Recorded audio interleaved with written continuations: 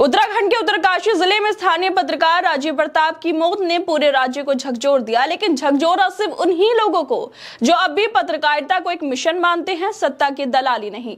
राजीव प्रताप कोई बड़ा चेहरा नहीं थे, ना ही किसी बड़े मीडिया हाउस से जुड़े हुए थे। वो एक स्थानीय रिपोर्टर थे जिन्होंने अपने YouTube channel Delhi Uttarakhand live के जरिए जनता की असली परेशानियों को सामने लाने की हिम्मत की थी। लेकिन शायद यही हिम्मत उनकी सबसे बड़ी गलती बन गई।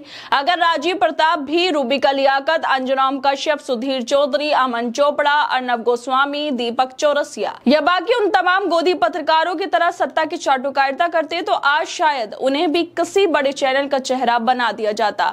उनके पास भी किसी पॉश कॉलोनी में करोड़ों का आलीशान घर होता जैसा रूबिका लियाकत के पास है।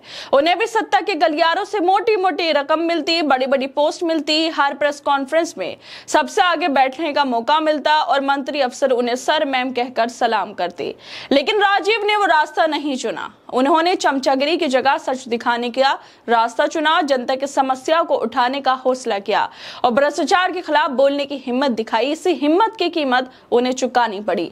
आज उनका शव भगीरथी नदी से निकला है, वो भी उस राज्य से जहां पर बीजेपी की सरकार है और अस्पतालों में इतने बड़े घोटाले हो रहे हैं। राजीव प्रताप ने अपने आखिरी वीडियो में उत्तरकाशी जिला अस्पताल की असलियत उजागर की थी।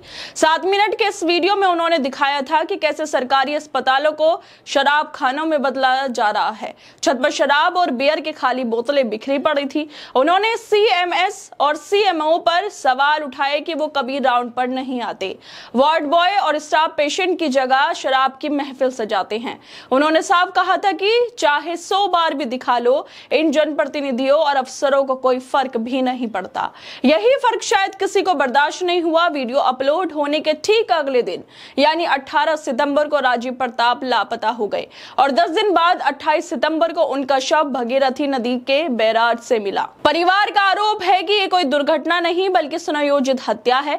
राजीव की पत्नी ने कहा है कि उन्हें लगातार धमकियां मिल रही थी और कुछ लोग कह रहे थे कि अगर वीडियो नहीं हटाया तो मार दिए जाओगे। उत्तराखंड में भाजपा की सरकार है और उसी सरकार के राज में अस्पतालों की हालत यह है कि डॉक्टर नदारद हैं और छत पर जाम छलकाए जाते हैं।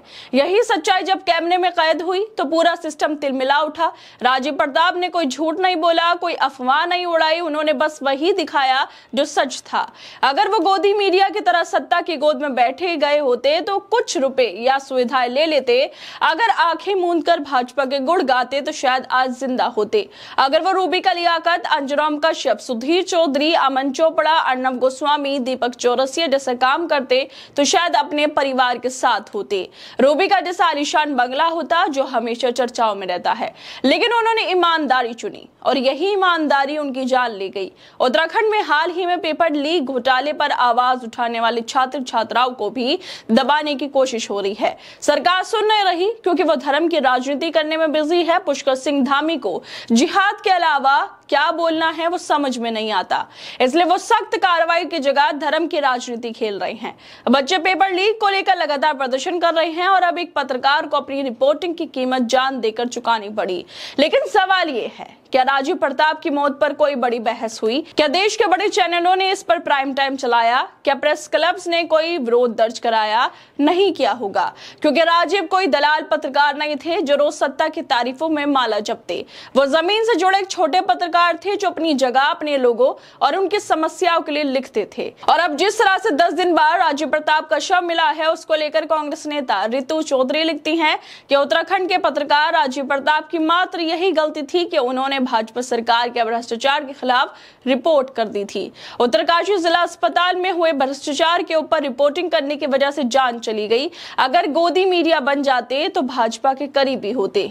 करप्शन पर रिपोर्टिंग करने की वजह से उनका अब शव मिला है। राजीव प्रताप ने दिल्ली उत्तराखंड लाइव नाम के अपने YouTube चैनल पर उत्तराखंडी हॉस्पिटल की ये बदहाली क्यों नाम से एक वीडियो पोस्ट किया था, जिसमें अस्पताल में मौजूद कई समस्याओं को उठाया गया था। ऐसे वीडियो के चलते उन्हें धमकियां मिल रही थी। वीडियो 11 दिन पहले अपलोड किया गया था और इसके अगले दिन राजीव लापता हो गए और अब 10 दिन बाद उनकी लाश बरामद हुई। 7 मिनट के इस वीडियो में राजीव ने अस्पताल में कर्मचारियों के शराब का सेवन करने और मरीजों की जान से खिलवाड़ करने का आरोप लगाया था। राजीव ने वीडियो में डिस्ट्रिक्ट हॉस्पिटल उत्तरकाशी के ट्रॉमा सेंटर की छत पर शराब की बोतलें पड़ी हुई दिखाई थी। शराब की बोतलें दिखाते हुए उन्होंने कहा था कि ये देखिए, हमारे पास जो सूचना थी कि कर्मचारी यहाँ शराब का सेवन करते हैं और छत के ऊपर महफिल सजाकर बैठते हैं। इस तरह की वीडियो उन्होंने दिखाई थी और जिस तरह से अब उनका शव मिला है उसको लेकर सोशल मीडिया पर भी चर्चाएं हो रही हैं। लोग कह रहे हैं कि पत्रकार था इसलिए मर गया, दलाल होता तो बच जाता। ये कोई पहला मामला नहीं है वैसे जब सच दिखाने पर पत्रकारों के शव मिले हों। इस साल की शुरुआत में छत्तीसगढ़ के बीजापुर जिले के स्थानीय पत्रकार मुकेश चंद्राकर की हत्या कर दी गई थी। चंद्राकर 1 जनवरी को लापता हुए थे। 3 जनवरी को उनका शव एक सेप्टिक टैंक से बरामद किया गया था। तब दावा किया गया था कि मुकेश चंद्राकर की हत्या हुई है और इसके पीछे एक स्थानीय ठेकेदार सुरेश चंद्राकर का हाथ था, जो मुकेश चंद्राकर द्वारा सड़क निर्माण में भ्रष्टाचार की खबर किए जाने को लेकर नाखुश था। जिस सेप्टिक टैंक से मुकेश का शव मिला था वो सुरेश चंद्राकर से जुड़े परिसर में ही था और अब राजीव प्रताप की हत्या के आरोप लग रहे हैं, वो भी बीजेपी की सरकार में। खैर दोस्तों, आप लोग क्या लगता है इस वीडियो को लेकर? हमें अपनी राय जरूर दें और बाकी तमाम खबरों को देखने के लिए जुड़े रहिए हमारे साथ।